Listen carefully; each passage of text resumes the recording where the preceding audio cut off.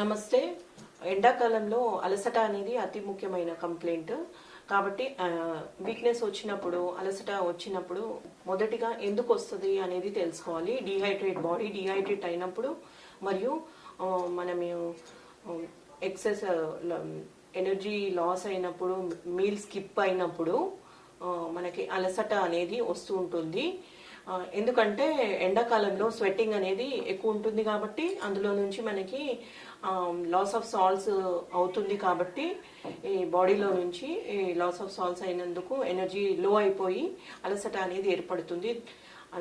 అలాంటప్పుడు మనం ఇమ్మీడియట్గా వాటర్ ఎక్కువ కన్జ్యూమ్ చేస్తూ 4 to 5 లీటర్స్ పర్ డే అని తీసుకొని, అలా కాకుండా ఇమ్మీడియట్గా ఒక గ్లాస్ ఆఫ్ వాటర్లో లెమన్ స్క్వీజ్ చేసుకొని కొద్దిగా సాల్ట్ యాడ్ చేసుకొని తీసుకున్నట్లయితే ఎలక్ట్రోలైట్ ఏదైతే ఇంబ్యాలెన్స్ అయిందో సెట్ అవుతుంది.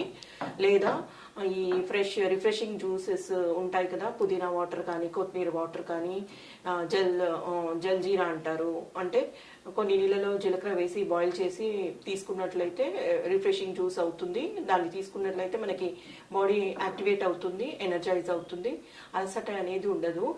సో వాటర్ కంటెంట్ ఉన్న ఫ్రూట్స్ ఎక్కువ తీసుకోవాలి, వాటర్ కంటెంట్ ఉన్న వెజిటేబుల్స్ కూడా ఎక్కువ తీసుకోవాలి. అలా కాకుండా ఇంకా అలసటగా ఉన్నట్లయితే మన హోమియోపతి ట్రీట్మెంట్లో acid phos, acid mur, China లాంటి మెడిసిన్స్ డాక్టర్ పర్యవేక్షణలో తీసుకోవడం మంచిది. ధన్యవాదాలు.